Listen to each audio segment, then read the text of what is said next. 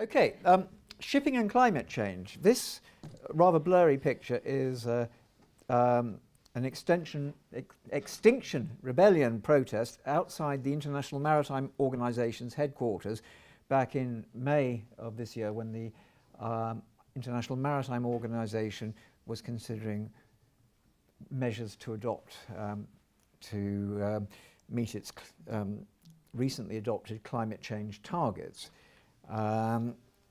More on that later. Now, shipping is rather difficult to fit in to the climate change regimes. I mean, there's good and bad things about shipping. One is it's actually probably the most efficient way of shipping goods. It's certainly better than truck, rail or air. But on the other hand, it uses a lot of very dirty fuel, produces a reasonably large amount of CO2 emissions. It's responsible for moving more than 80% of traded goods by weight, so it's a major part of the global economy for getting goods from A to B. International shipping, depending on what figures you go for, it amounts to about 2.2% of global CO2, up to 3%. And that's about the annual contribution of Germany or Brazil. It's projected to grow between 50 and 250% by 2050. That's actually rather terrifying amount, the 250% projected growth. And by 2050, it could produce as much as 17% of global emissions. Now, statistics, that could be 17%, but everybody else's global emissions has come down, so it's not, may not be quite as dramatic as that seems, but it's outside the current international framework. It's outside Kyoto. It was taken outside along with international aviation. It's outside Paris. Domestically in the UK, it's outside the UK Climate Change Act of 2008. So what's the problem? Why is shipping special? Well, here's an example this is a very good example in a paper co-authored by Kevin Anderson about shipping emissions. Which country is going to pick up the greenhouse gas emissions from international shipping? You've got a container vessel owned by a Danish company. Okay, that's one possible country. It flies a Marshall Islands flag. Another one, Marshall Islands, one of the states which are actually very at risk of disappearing due to sea level changes. Chartered by a French shipping company. The crew are from Russia and Malaysia. It loads its containers in Shanghai, in China, goes to Singapore, drops some containers off, takes some more on, then goes up to Northern Europe, and we get our iPads and everything sort of dropped off at various ports. You could probably get at least 10 different countries here. And not to say, what about the sort of places where it refuels? The ship refuels. Maybe that would be a possibility. Now, the Kyoto Protocol in 1997 includes domestic aviation and shipping emissions in national targets for developed countries. That's Article 1. But for international aviation and shipping, they're taken out, and they are left to two UN bodies to work with, the ICAO for international aviation, and what I'm going to be looking at is international shipping, and the relevant organisation there is the International Maritime Organization, the IMO, outside whose premises Extinction Rebellion were having a rather colourful demonstration in May. Before Kyoto's protocol was adopted in 1997, there was some sort of thought given to how we could include international shipping within that framework. And they were looking at 5 options which might be used to deal with how you allocate and control emissions from the fuel used for shipping. 1, you might have no allocation. 2, you might allocate the emissions to the country where this bunker fuel is being sold. 3, you might allocate this to the country of the transporting company, and that could be the country of registration or the country of the operator. So even within that option, you're starting to get fragmentation, allocation to the country of departure or destination, and maybe we might share the emissions between them, or allocation to the country of departure or destination of the passenger or cargo. So various possibilities were considered, and it was regarded, oh my goodness, it's all too complicated. We'll leave it to the IMO to sort out for shipping and to the ICAO to sort out for aviation. And we'll see how well that has worked out in a moment. So what has the IMO actually done?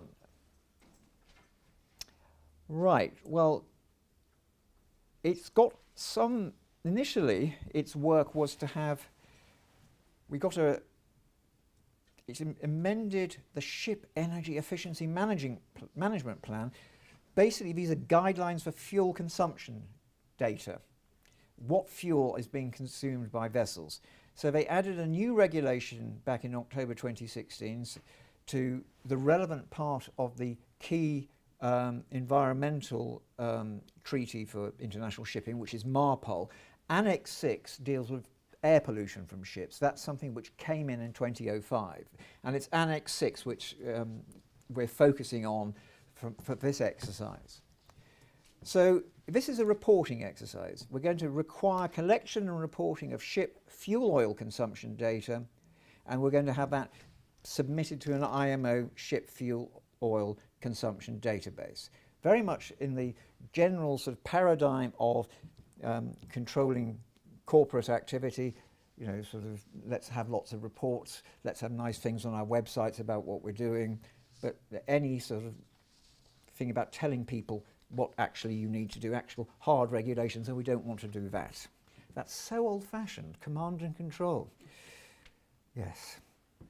But there's another player in this game, the European Union. Whatever you think about Brexit or whatever, the EU is a very powerful group of countries. It's what is known as a regional economic integrated organisation, and as such it has been able to be a signatory to some international treaties in its own right. They also had a reporting regulation in 2015, and this is actually wider than the IMO's requirements. You're going to report 3 items: the actual cargo carried on board, the fuel consumed, and the CO2 emitted. Much wider than what the IMO are mandating. And these are some of the differences from the IMO scheme, this reporting scheme. First of all, IMO only requires reporting of the fuel consumed. Secondly, the regulation requires the calculations to be verified by an accredited verifier and sent to an European Commission database.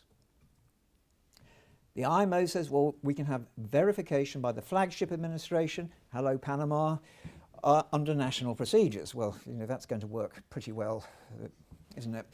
Thirdly, now this is an important difference about transparency. The regulation, the EU regulation, says that this information is to be publicly available. We can name and shame. But the IMO says, oh, no. Oh, the raw data will be seen by the IMO alone and the flag states, and then we'll put aggregated anonymous data to the public. You know, we the public shouldn't be able to see this. The EU monitoring scheme started a little bit earlier, 1st of January 2018. The IMO scheme started 1st of Jan 2019. Now, I'm going to just talk about one aspect of pollution which doesn't directly affect climate change, but it will indicate some of the dynamic between the EU and its regulations in the maritime field and the IMO. These are the sulfur limits. These are the things which are obsessing everybody in the shipping community at the moment. Sulfur dioxide is not a good thing for human health, and there are limits which have been imposed on the amount of sulfur which you can have in your fuel. The initial limits were 3.5% and a lower limit of 0.10% for ships operating with what were called emission control areas. Parts of the North Sea are emission control areas, but it's not universal.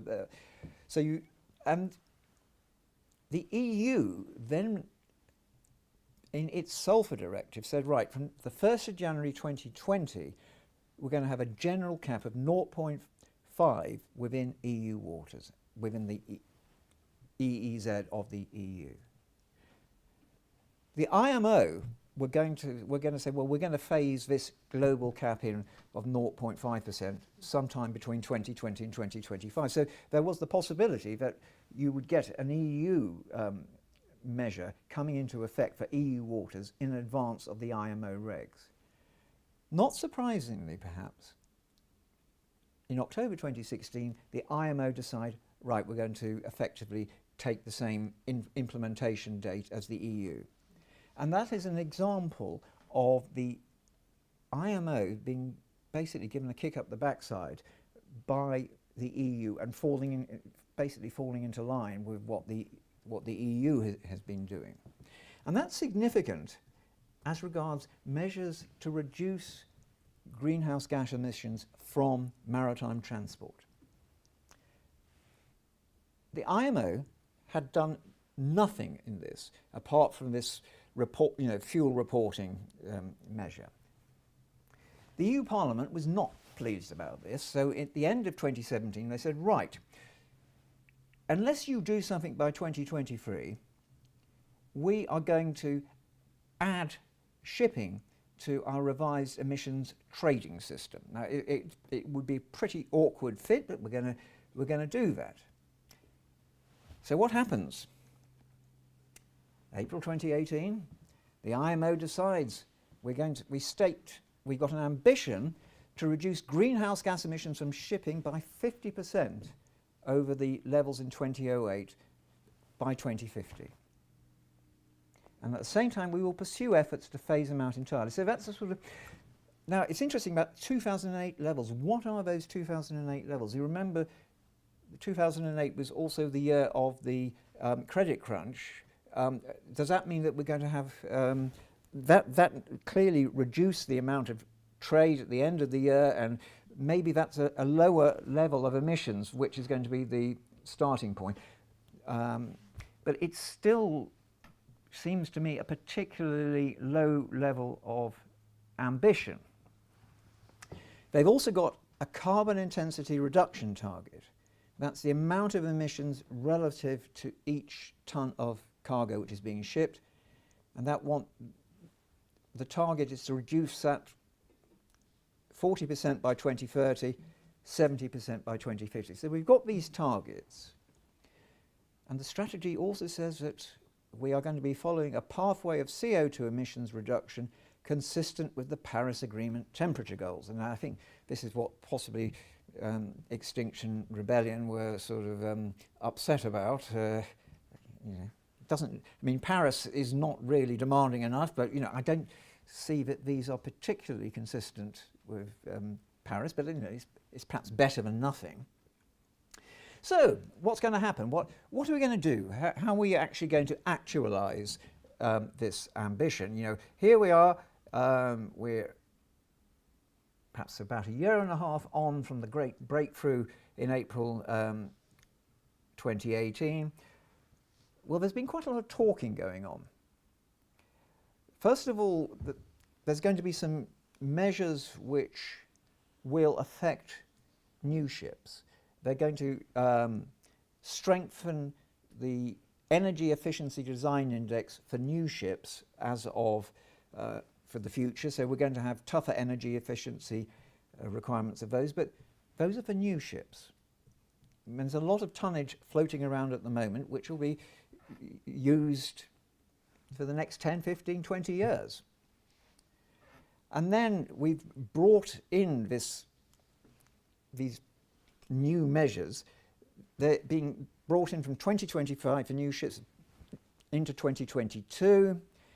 Container ships, we've got an increased reduction rate for larger ship sizes. So this is all very good for the future, and I'm sure it will be making a good contribution when these new ships come into play in the 2030s and 2040s.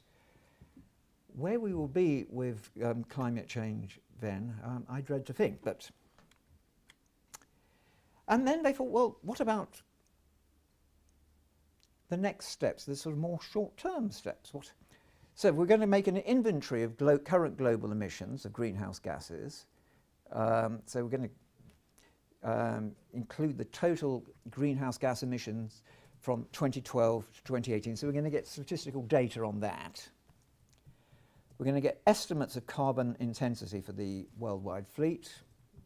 And in particular, we're going to get estimates for what was the carbon intensity of international shipping for 2008, the key baseline date, which is set out in reference to that headline target of a 50% reduction from 2008 by 2050.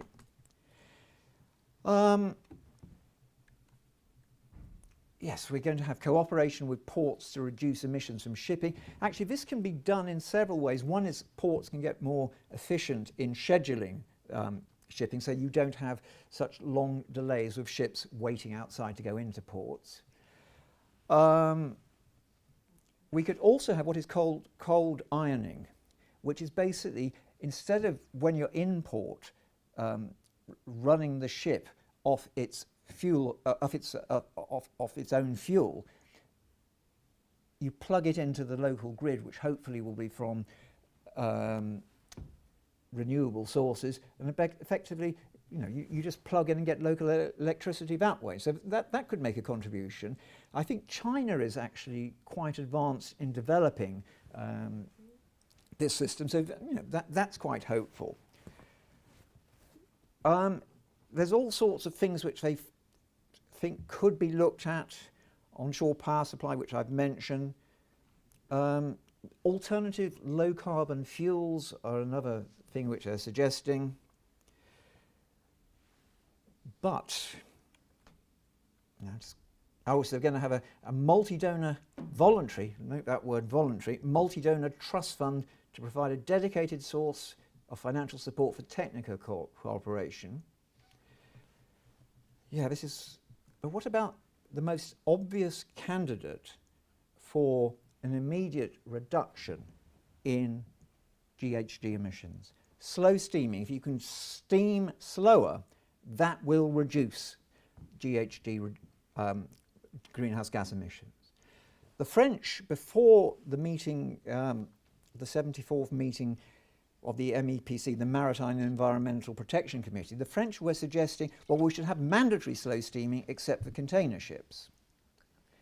But that was said, oh, well, we're going to have higher operating costs with longer voyages, and that's just going to encourage people to buy in extra shipping so that they can carry on with business as usual. And slow steaming doesn't seem to have a lot of traction at the moment. And so that's why I say I guess that's a norm. It didn't really get anywhere in the meeting in April. And indeed, when we were looking at the question of how the IMO should deal with short-term measures, Brazil, Saudi Arabia, the US objected to using the word prioritization as regards those measures. There's a sort of entrenched resistance to this. I mean, they hate the sulfur cap which is coming in, but they've managed to be defeated on delaying its implementation, and they don't like this even more. Tweet from the Wall Street Journal after the MEPC 74 meeting. At this point, slow steaming is basically dead. The other observer at the IMO said, I think it's too soon to be definitively rule anything in or out. The discussion will continue. I don't hold out much hope for that at the moment. I'm just going to now, how am I doing for time, Tabitha? 5 minutes. Good. Some possible measures.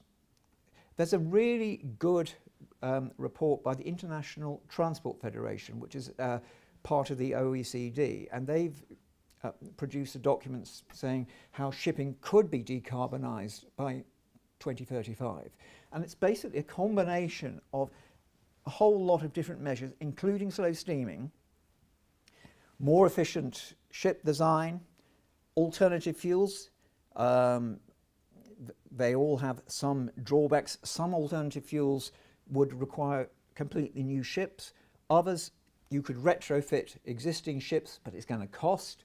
LNG has been touted as one possibility. Problem with LNG is there's methane slip, and methane is a greenhouse gas which doesn't hang around as much, but is actually much more potent.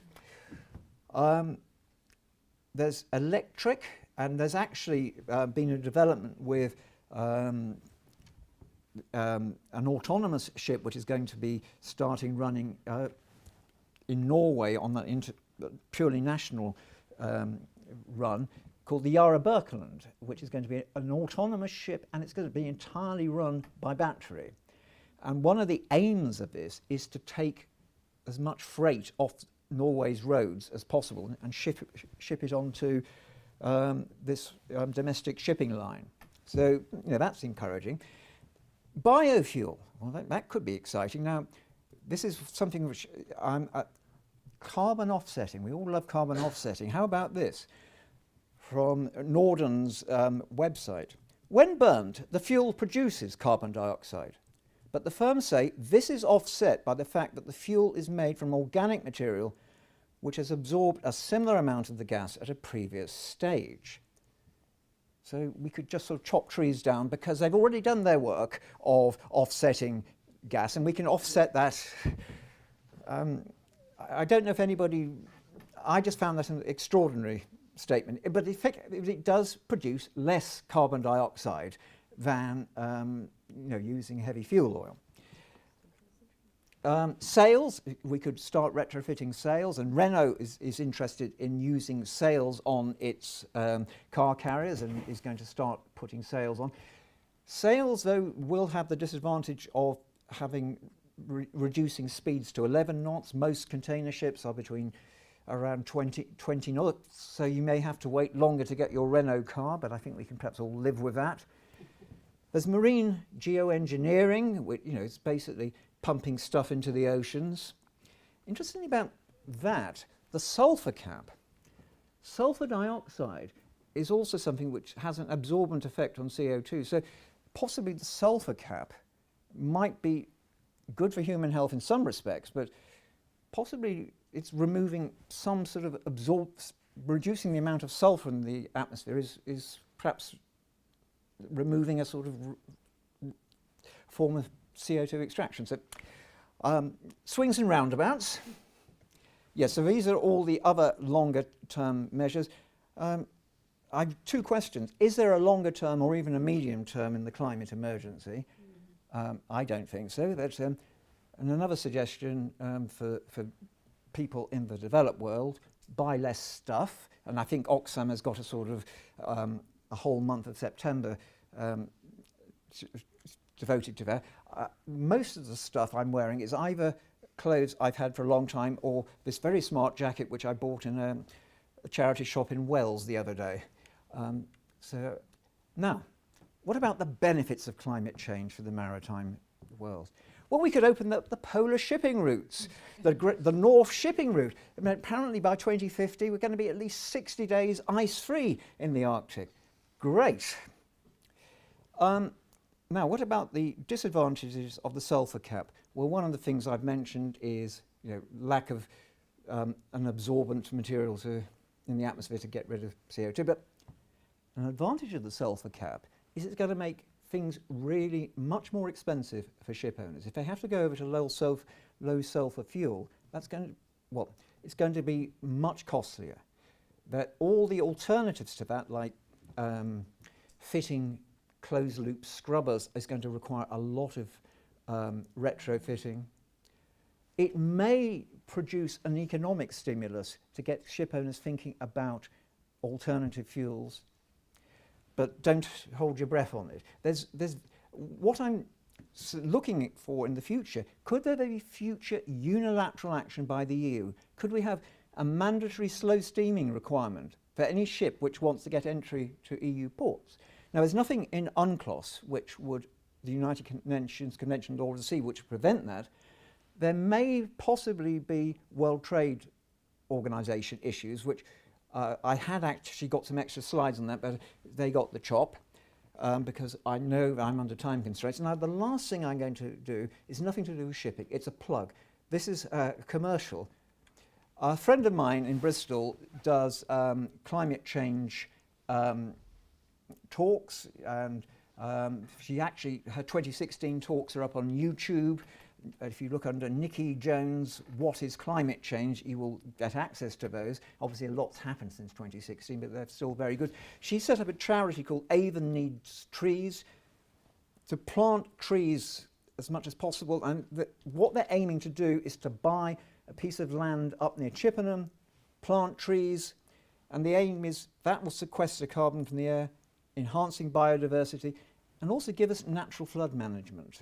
This is why Avon needs trees, even though the site they want to buy is up in Chippenham, because it all sort of that works out together. And they are at the moment making they got over the first stage of their funding requirements of having ecological surveys and getting valuations of the land.